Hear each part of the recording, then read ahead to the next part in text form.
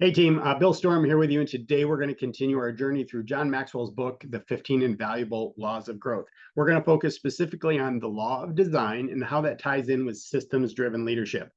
So before we go any further, let's first define the word system. So a system is the process of predictably achieving a goal based on a logical and specific set of principles, behaviors, and actions.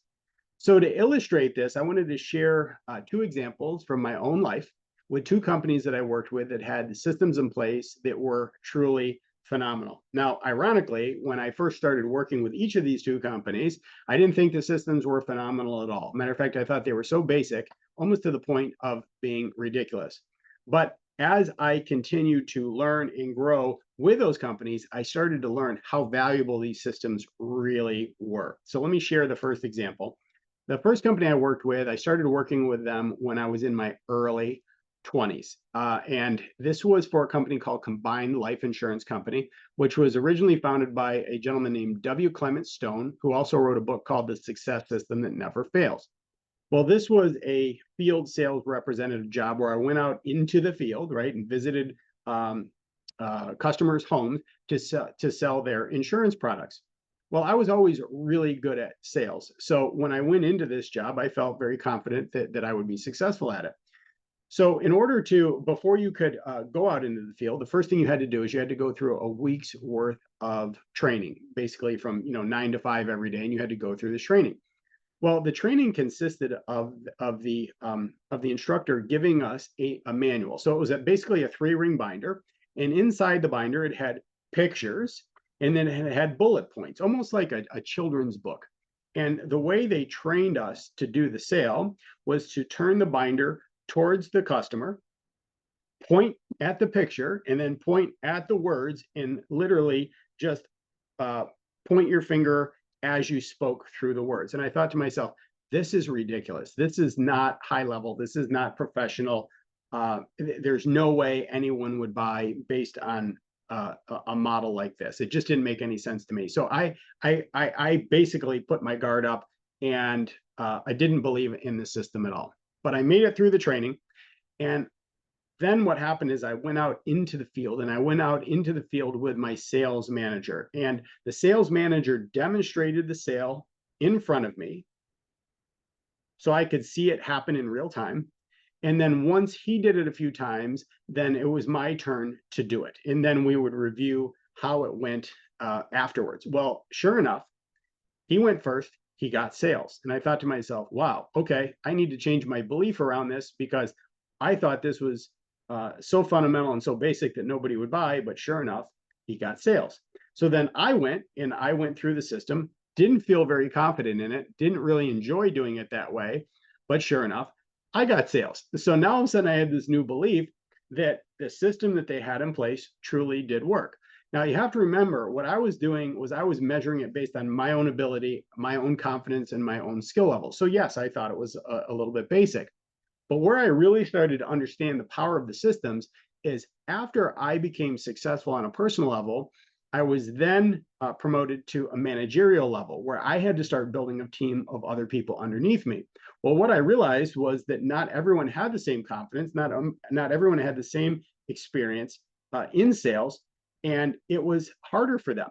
So having a guide that they could follow and walk somebody through made it easier for them to be able to produce a great result. Now, not everybody on the team was a superstar, but everybody was good because they had a system that they could follow. From there, I grew a pretty successful team, so much so that I got noticed by corporate. And then they asked me if I would then become a sales trainer. So I ended up traveling all over the country to train teams how to use these systems to produce more consistent and measurable results across the board.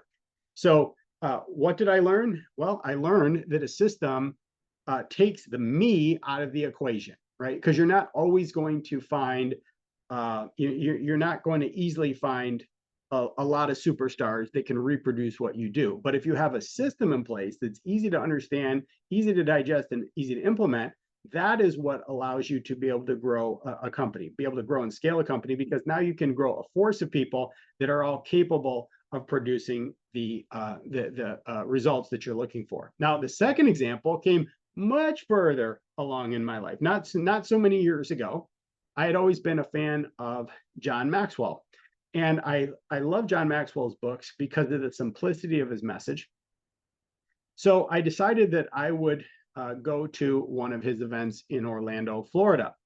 And at the event, uh, I heard John speak, and then different people that worked within the organization came up and they basically said, listen, if you're here right now, it's probably because you want to be able to grow your own business. You want to expand your own leadership capabilities. And in our business, there's three ways that you can run a business. You can speak, you can be a trainer, or you can become a personal coach. And it doesn't matter which one of those tracks that you decide that you want to follow. We have a system for that. We have a training track that you can use to be successful right out of the gate. You don't have to have a lot of experience in order to do this. And I immediately thought of my previous experience with combined life insurance companies. So I said, well, this is really interesting. Let me see what this looks like.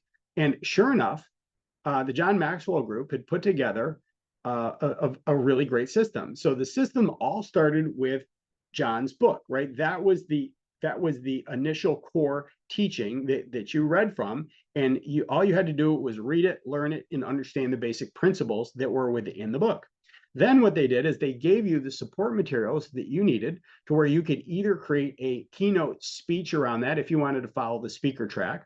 They gave you PowerPoint materials, facilitator guides, and training workbooks if you wanted to follow the corporate training type of track. And they also gave you training materials if you wanted to follow an individual personal coaching track. And I thought to myself, this is phenomenal. This literally allows someone who has no experience at all. Maybe they have a lot of passion, maybe they even have a lot of knowledge, but they don't know how to put it all together to be able to create a business out of this thing. So this is absolutely amazing what John has done to be able to put all of this together to where somebody has a business in a box. That is a system. Now, of course, if you have a lot of experience, you may think initially, fundamentally, that's too simple, right? But what I found with all of my experience, the more experience I had, the more I appreciated the simplicity and the fundamentals of how it was structured. Because if you have talent on top of basic structure, now you can create a phenomenal business. Now you can become a leader of leaders and really make a major impact. So I thought I'd share those stories with you because that is what John's talking about here with the law of design. It's really all about systems, being intentional about your growth and designing something that's going to allow your business to grow and scale.